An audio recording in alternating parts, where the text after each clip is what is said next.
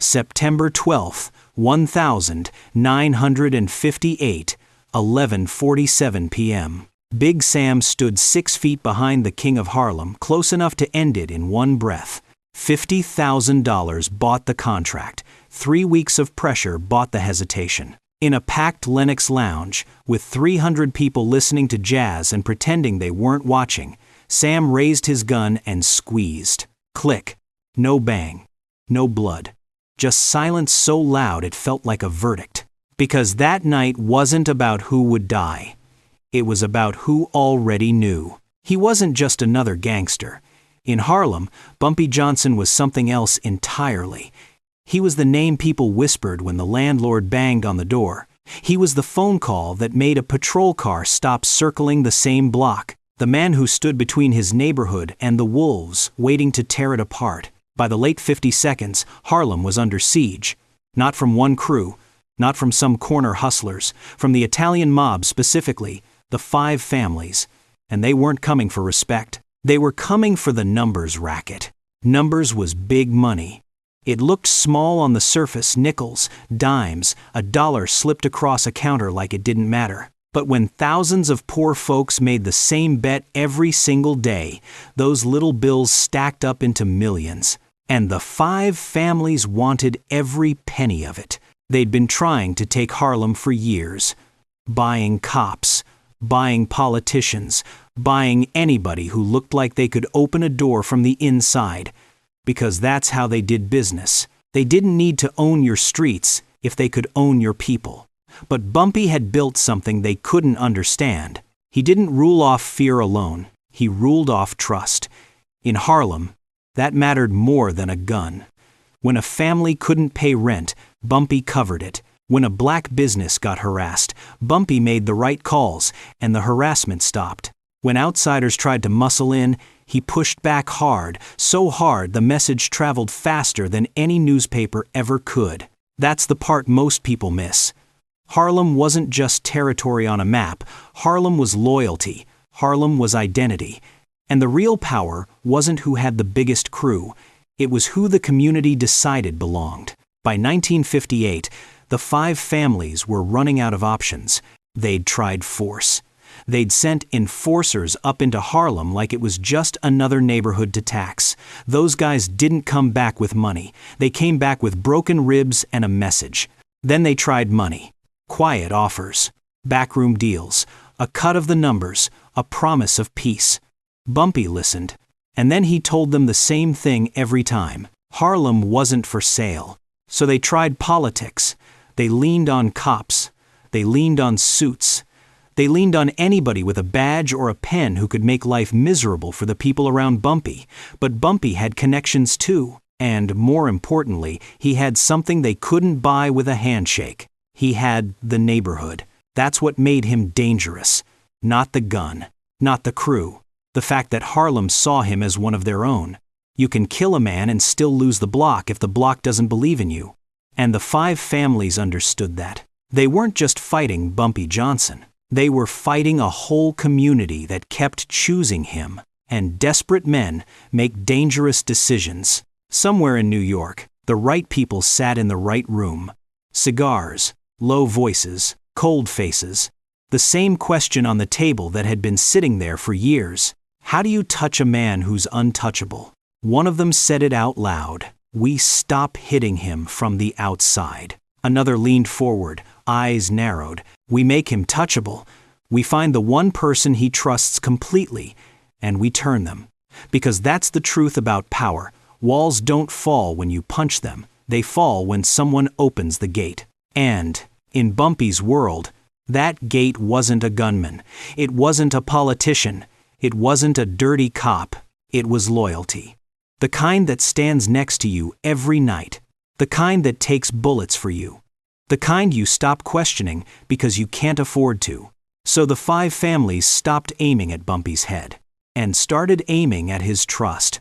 Big Sam wasn't some random guy off the street. He was the kind of man you don't just hire, you earn. Samuel Foster Big Sam had been with Bumpy since 1953. 6'4", built like a wall and loyal like a religion. He'd walked Bumpy through raids and street wars. He'd taken bullets meant for him. He'd stood so close to Bumpy for so many nights that people stopped seeing him as a separate person. He was just part of the king. And that's why the 5 families kept coming back to the same problem. You can't buy Harlem. You can't scare Harlem. You can't outgun a neighborhood that's already decided who they ride with. So they stopped trying to break the front door down. They started looking for a key. And every professional in that world knows the same rule. Every man has a weakness. Not because he's evil, because he's human. August 20th, 1958, 3 weeks before the night at Lennox Lounge, Sam was leaving his place in Harlem when a black Cadillac rolled up smooth as a lie. The window came down. A man sat in the back seat with a friendly smile and dead eyes. The kind of smile that says, "I'm not here to fight you. I'm here to offer you something." "Big Sam?" he asked. Sam's hand drifted where it always drifted, toward his waistband. "Just in case." "Who's asking?" "A friend," the man said. "Someone who wants to make you very wealthy." He didn't threaten Sam. He didn't raise his voice. He didn't even rush. He just nodded toward the empty seat like this was a business meeting and not a trap. "5 minutes," he said. "Hear me out. If you don't like it, you walk away." Sam should have kept walking.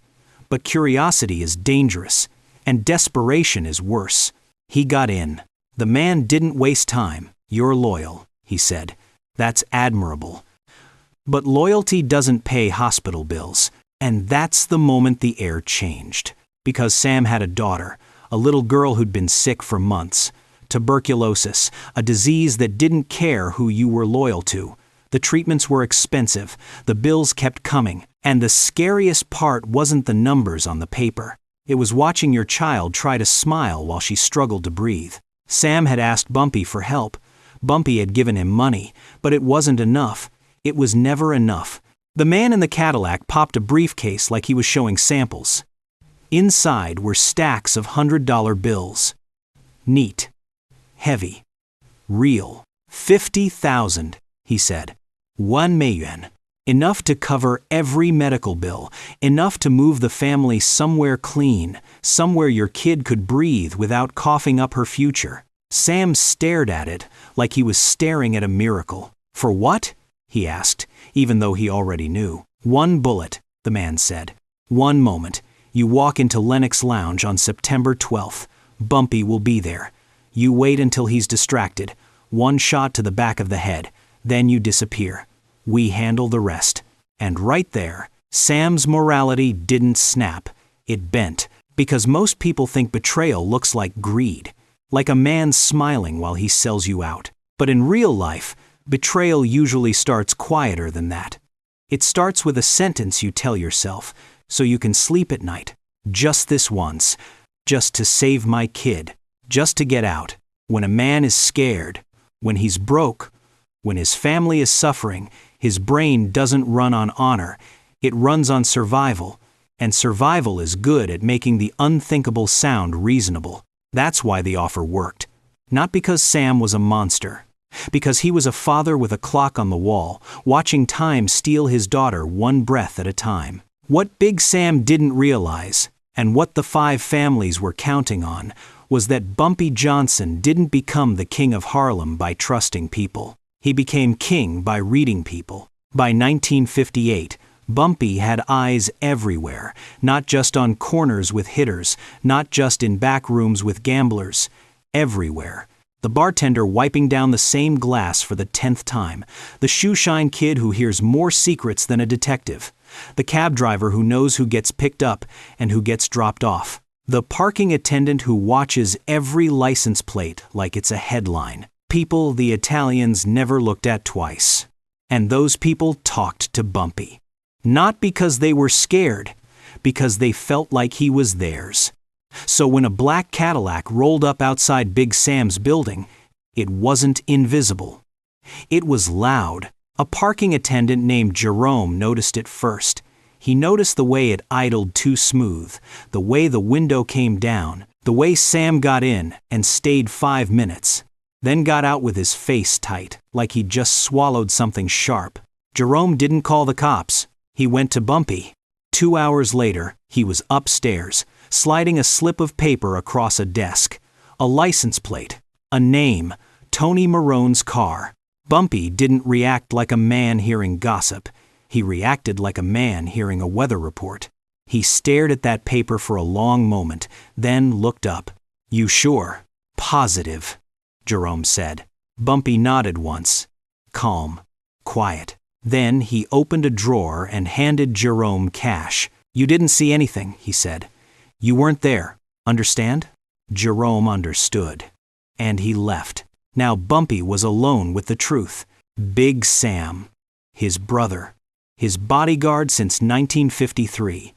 The man who had stood between him and bullets more than once, and now the Italians were talking to him. Most bosses would have handled that in one move.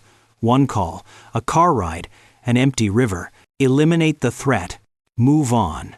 But Bumpy wasn't most bosses. Because there are two types of power in that world. There's the power that puts out fires. And then there's the power that uses the fire to light up the whole room. For the next 3 weeks, Bumpy didn't confront Sam. He watched him. He noticed the small things. The way Sam's hands shook when he thought nobody was looking. The way his eyes stayed a little too long on hospital envelopes.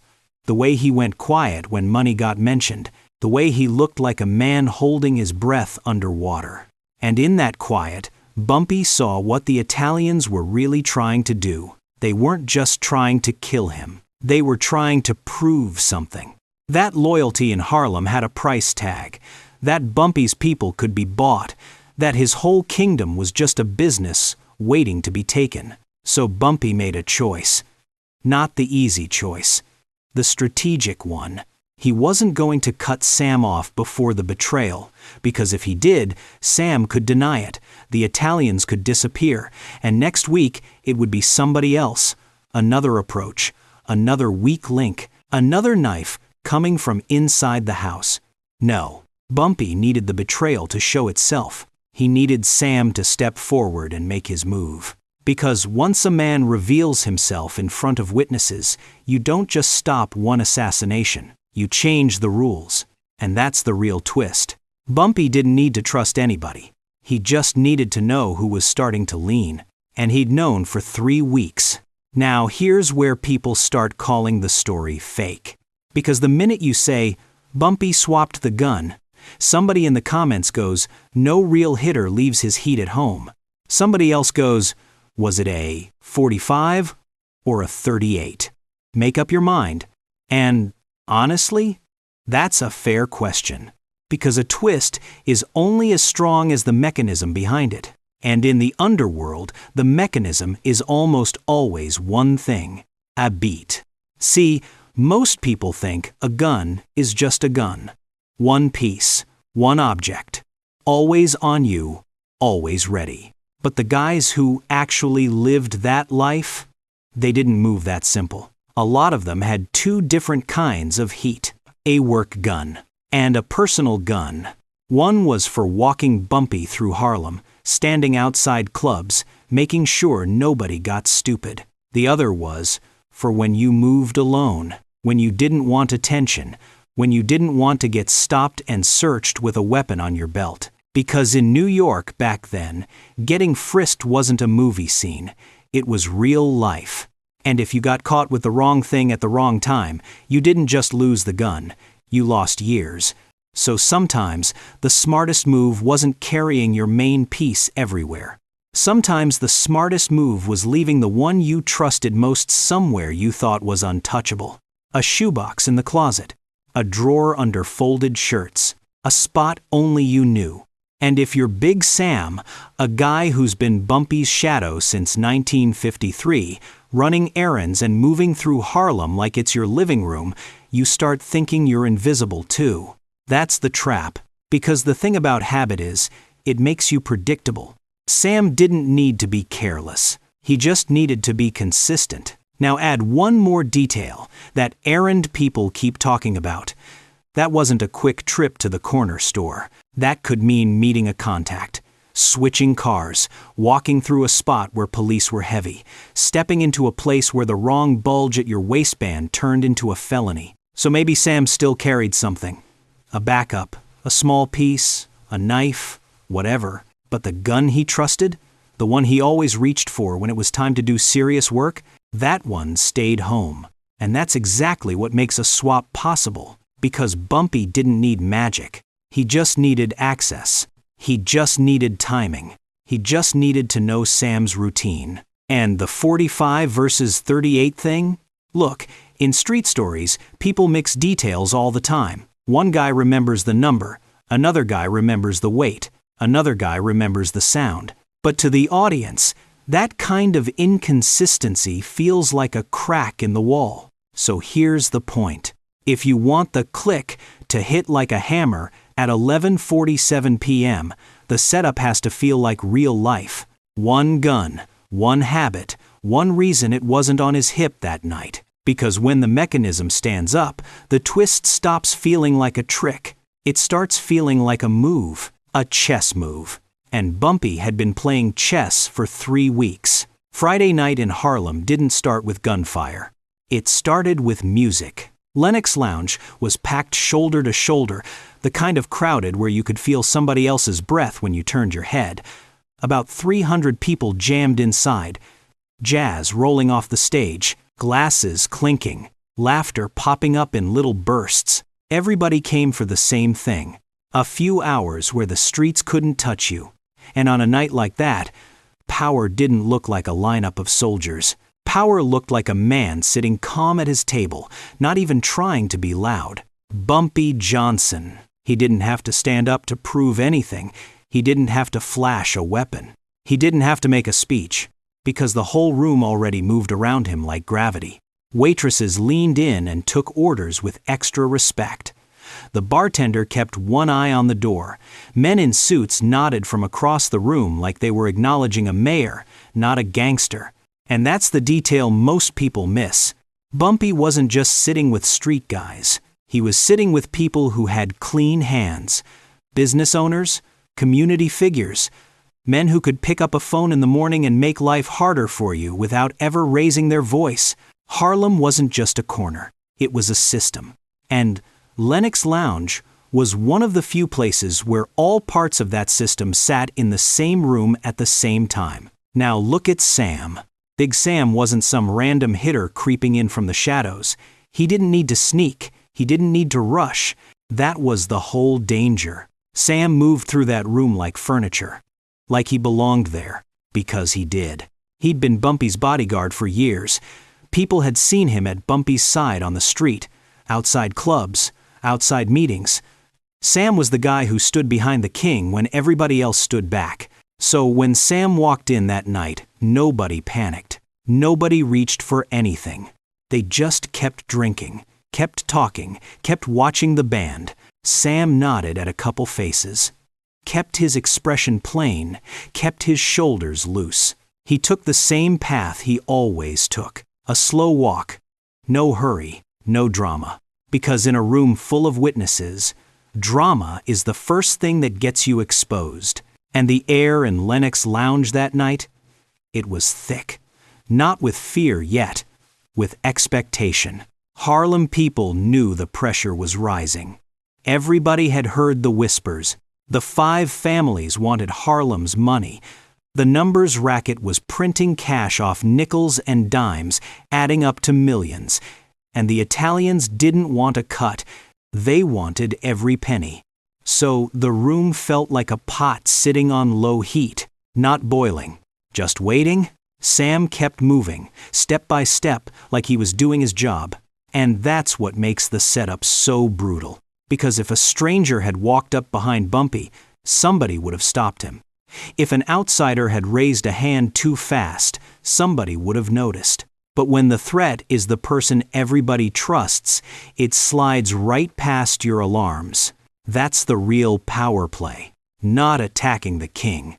Attacking the one thing the king can't operate without, loyalty. And, in a place like Lennox Lounge, packed with 300 people on a Friday night, loyalty doesn't just break quietly, it breaks in public. It breaks loud, even when nobody screams. Because the more witnesses you have, the less you need blood. When you can ruin a man in front of the whole neighborhood, you don't have to kill him. You just have to make sure everybody sees who he really is. Sam reached Bumpy's table. Bumpy's back was turned. Close enough to touch, close enough to end it. And the jazz kept playing. For now, September 12th, 1958, 11:47 p.m. Lennox Lounge is still packed. About 300 people. The air is heavy. The band is halfway through a tune, and the room is moving like nothing in the world can touch it. But Sam is already behind Bumpy's chair. 6 feet. He's close enough to smell the smoke on Bumpy's jacket, close enough to see the ice sweating down the side of his glass, close enough that if Bumpy turns his head, he'll catch Sam's eyes. Sam doesn't rush. That's what makes it worse. 4 feet. His hand slides inside his coat like he's reaching for his wallet. Like this is just another night, another job, another step in a routine he's been doing since 1953. 2 feet. This is the distance where history usually gets loud. This is where you hear a gunshot, screams, chairs scraping, bodies diving for the floor. Sam pulls the pistol out. The metal catches the light for half a second. And the jazz is still playing. Right up until that moment when the whole room senses something without seeing it. Because people in the street don't need an announcement. They feel danger the way you feel a storm coming. A pressure change. A silence that starts in the chest before it reaches the ears. Sam raises the gun. He aims at the back of Bumpy Johnson's head. And for a split second, the entire city of Harlem is balanced on one finger. Sam squeezes. Click. That sound wasn't loud. It wasn't even dramatic. But it cut through the room like a knife. The band stops mid-note. Conversations die mid-sentence. Somebody's glass freezes halfway to their lips. And what's crazy is, nobody screams. Because screams come after you understand what happened. This room didn't need to understand. They heard it. Click. A gun is supposed to end a life. But that click didn't kill Bumpy. It killed the lie. It killed the idea that Sam was still the brother. It killed the illusion that loyalty was solid. And in a room with 300 witnesses, the truth doesn't need volume. It spreads on contact. Sam's throat tightens. His grip locks up. His brain starts racing, trying to fix a moment that can't be fixed. Because now, it's not just a failed hit. It's a public betrayal. And Bumpy doesn't jump. He doesn't spin like a scared man. He doesn't reach under the table. He doesn't even flinch. He takes his time. He sets his glass down like he's placing it on a shelf. Calm. Exact. Like he already knew where his hands were going to land. Then he turns around slowly. Not to check what happened. To make sure everybody sees it. He looks at Sam, dead in the eyes, in front of 300 people. And he doesn't raise his voice.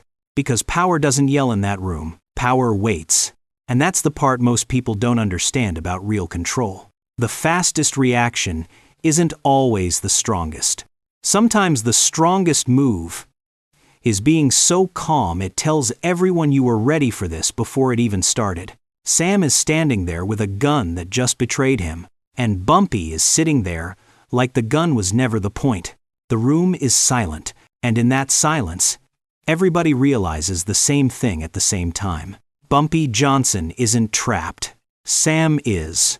Bumpy didn't stand up. He didn't shout. He didn't reach for a gun. He let the silence do the work first.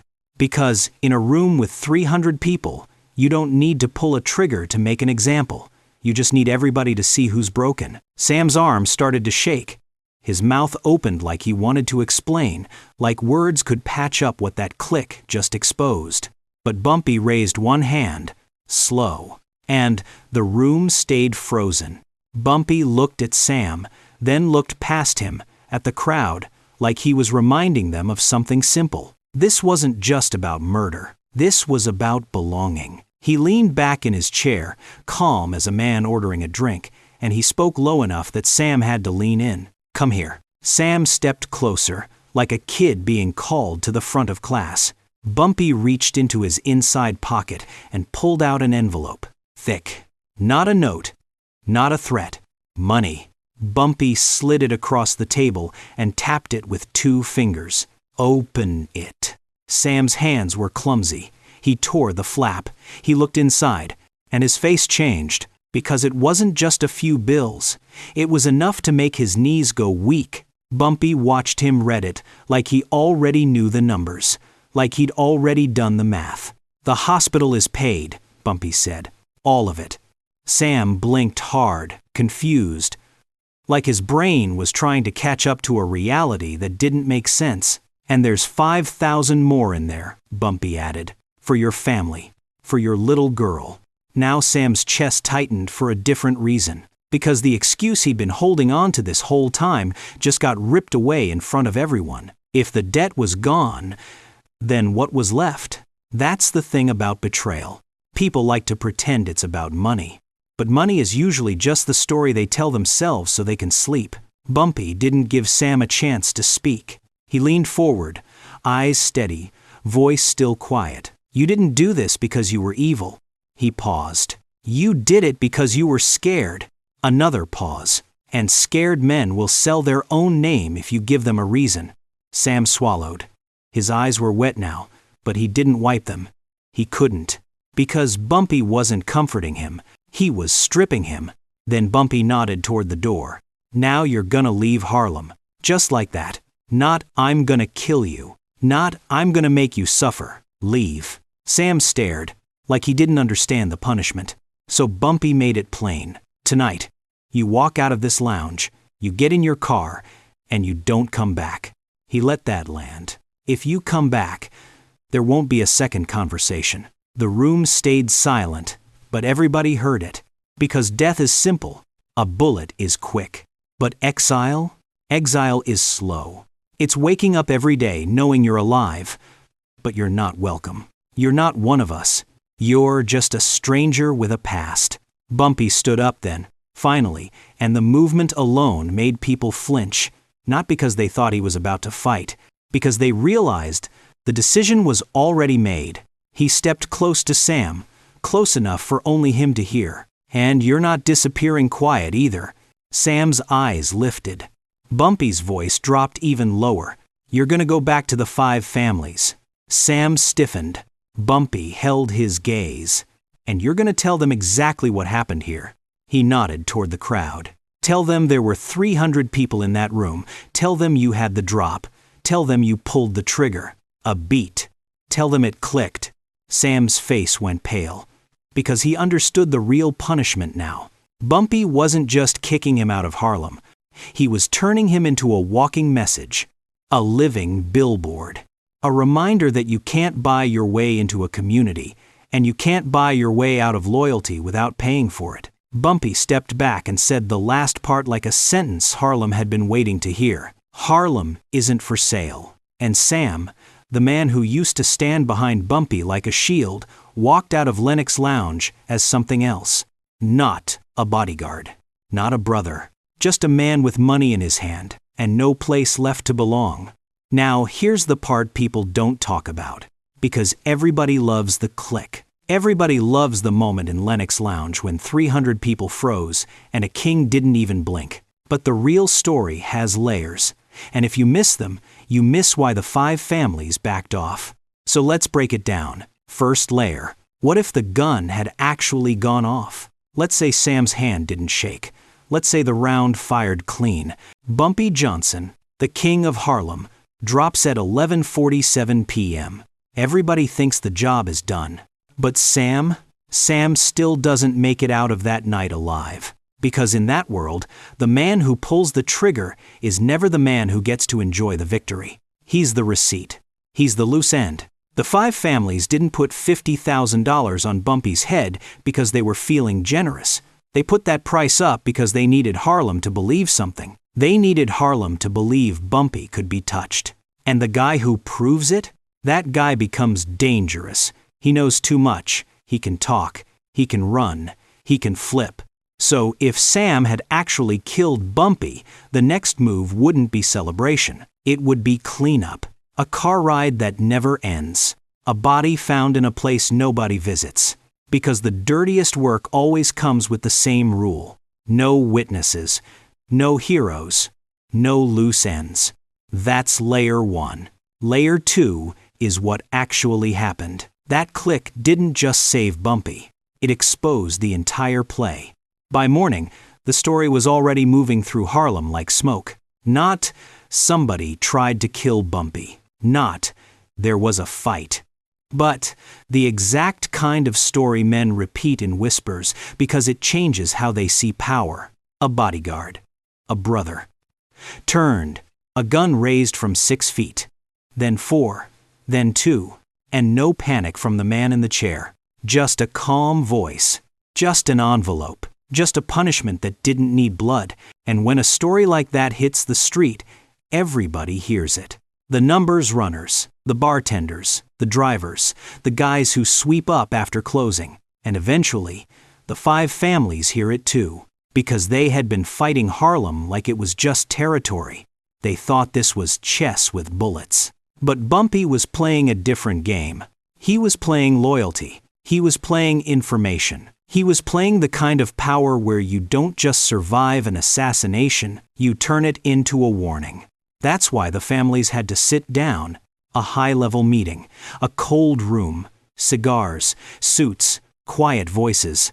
And the question wasn't, can we kill him?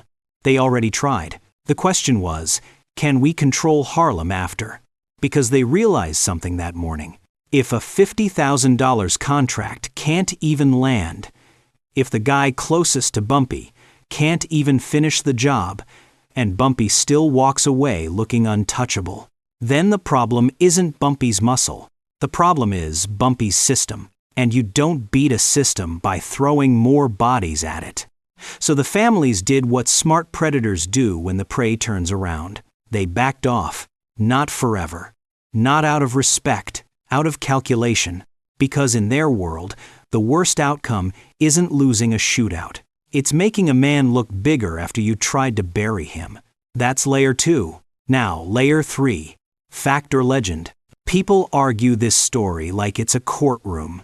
Did it really happen exactly like that? Was it Lennox Lounge? Was it a 38 or a 45? Was it 11:47 on the dot? And look, some details in underworld history always get polished. That's how stories survive. They don't survive because they're perfect. They survive because they're useful. And whether every detail is fact or some of it got sharpened into legend, the lesson still hits the same. Because the core is real. A city can't be controlled by money alone. A king doesn't fall just because you paid $50,000. And the most dangerous weapon in that room wasn't the gun. It was the message. That betrayal has a price. That loyalty can't be bought cheap. That Harlem, to Bumpy, wasn't a business deal. It was a bond. And here's the craziest part. Bumpy Johnson lived about 10 more years after that night. He didn't die in a hail of bullets. He died in 1968 from a heart attack, which means the 5 families didn't get their $50,000 moment. They got something worse. They got a decade of Harlem staying out of their hands because one click taught everybody who was really in control. So yeah, call it fact, call it legend. Either way, you're gonna remember it. Because it gives you one sentence to repeat and one idea that sticks.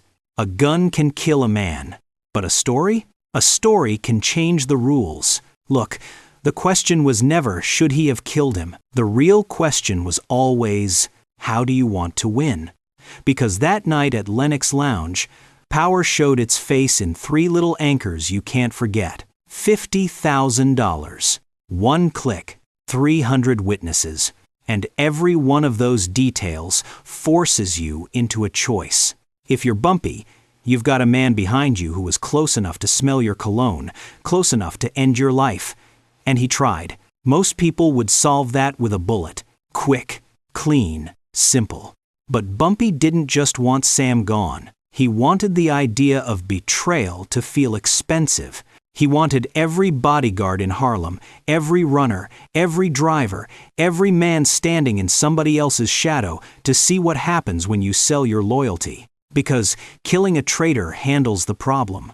But humiliating a traitor, that teaches the whole city. So let me ask you this. If you're Bumpy, do you pull the trigger? Or do you pull his name out of Harlem and leave him alive to carry the shame? Would you rather win with blood? Or win with a lesson? Now flip it. If you're Sam, you're standing there with that weight on your chest. A sick child. Hospital bills that don't care how tough you are. And then somebody slides a number across the table. Wu Wen Mei Yuan. Not a threat. A solution. A way out. So what do?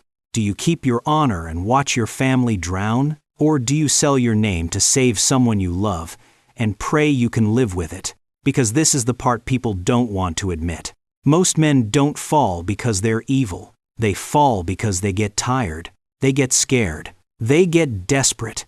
And desperation sounds a lot like logic at 2 a.m. And that's why this story sticks. It's not just about gangsters. It's about what you trade when you're cornered. Money, respect, belonging. So here's what I want from you. Drop a comment and tell me straight. If you were Bumpy, what's your move? Do you end it with a gun? Or do you end it with exile? And if you were Sam, do you take the $50,000? Even knowing the whole city might hear that click and never look at you the same again? And one more thing. Because Harlem wasn't the last time power got negotiated without bullets. In the next story, the game gets even colder. No shootout. No club full of witnesses. Just one man walking straight into the enemy's territory and making them blink first. So if this story got you thinking, hit like, subscribe, and stick with me. Because the next move, it's not about who's toughest. It's about who's willing to walk into the lion's den and come out owning the room.